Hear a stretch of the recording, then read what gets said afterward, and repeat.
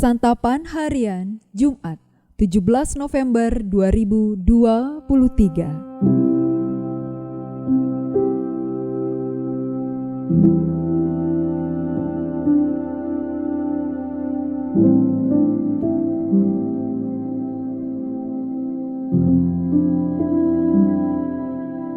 Inilah program Santapan Harian, sebuah program yang mengajak Anda menelusuri isi Alkitab, agar Anda menemukan makna firman Tuhan sesuai dengan konteksnya. Santapan Harian tertuju bagi Anda yang ingin memiliki kehidupan rohani yang segar, kuat, dan sigap. Hari ini kita akan membaca Daniel pasalnya ke-8, ayatnya yang ke-15 hingga ayatnya yang ke-27.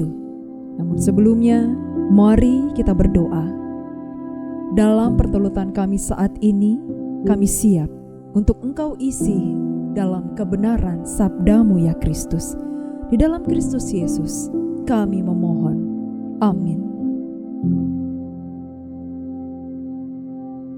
Daniel 8 ayat 15-27. Sedang aku Daniel melihat penglihatan itu dan berusaha memahaminya, maka tampaklah seorang berdiri di depanku yang rupanya seperti seorang laki-laki. Dan aku mendengar dari tengah sungai Ulai itu suara manusia yang berseru, "Gabriel, buatlah orang ini memahami penglihatan itu." Lalu datanglah ia ke tempat aku berdiri, dan ketika ia datang, terkejutlah aku dan jatuh tertelungkup. Lalu ia berkata kepadaku, "Pahamilah anak manusia, bahwa penglihatan itu mengenai akhir masa." Sementara ia berbicara dengan aku, jatuh pingsanlah aku tertelungkup ke tanah. Tetapi ia menyentuh aku dan membuat aku berdiri kembali.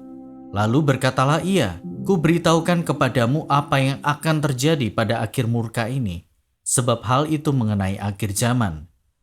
Domba jantan yang kau lihat itu dengan kedua tanduknya ialah raja-raja orang Media dan Persia.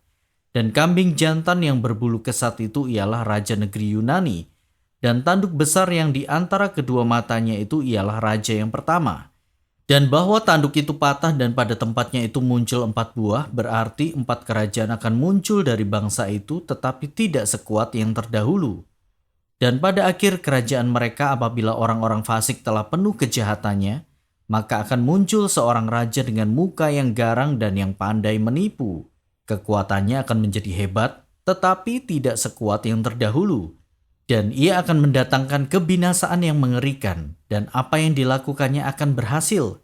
Orang-orang berkuasa akan dibinasakannya, juga umat orang kudus. Dan oleh karena akalnya, penipuan yang dilakukannya akan berhasil. Ia akan membesarkan dirinya dalam hatinya. Dan dengan tak disangka-sangka banyak orang akan dibinasakannya. Juga ia akan bangkit melawan raja segala raja.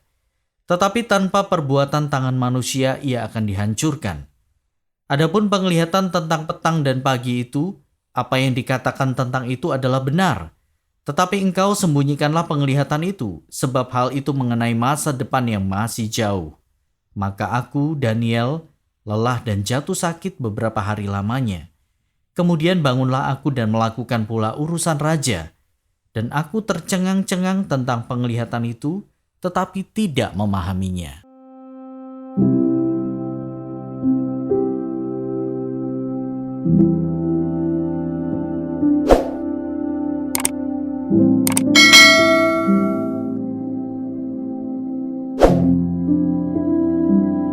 Sahabat Santapan Harian, setelah mengerjakan ujian, seringkali para siswa kebingungan apakah mereka sudah menjawab semua soal dengan benar atau belum. Satu-satunya cara untuk memastikan hal itu adalah dengan mendapatkan kunci jawaban. Daniel menerima penglihatan dari Tuhan, tetapi ia butuh penjelasan tentang bagaimana ia dapat memahami penglihatan itu.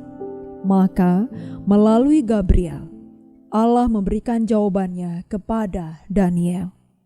Di samping penjelasan tentang domba dan kambing yang merujuk kepada kerajaan tertentu, penafsiran berfokus pada seorang raja dengan muka yang garang dan yang pandai menipu, yang membinasakan tetapi yang akan dikalahkan oleh Raja segala raja.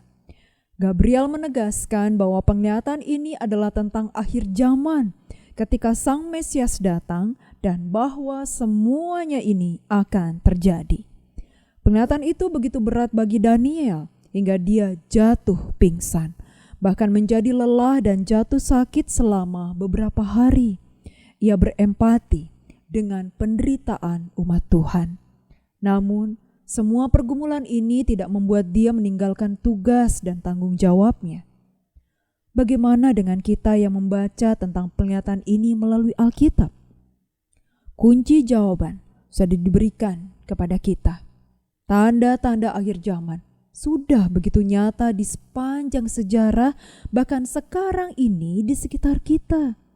Namun, kita tidak dipanggil untuk meramalkannya. Allah mau supaya kita memahami peringatannya dan menjalankan tugas kita di dunia ini dengan bertanggung jawab kepadanya sebagai ungkapan iman kita dalam menanti kedatangan Sang Mesias. Banyak orang yang merasa bahwa menjelang kedatangan Kristus, mereka tidak perlu lagi mempedulikan pekerjaan sehari-hari mereka. Padahal Daniel jelas tidak mendorong apalagi mendukung pemahaman seperti ini. Ia tetap kembali memenuhi tugasnya dalam urusan kerajaan. Karena itu, sudahkah kita mempersiapkan diri dan memenuhi tanggung jawab kita dengan baik dalam menyambut kedatangan Kristus? Mari kita berdoa.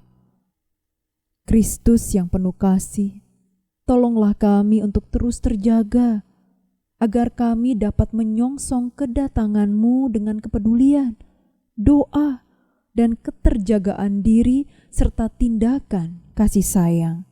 Di dalam nama-Mu, Yesus Kristus, kami berdoa. Amin.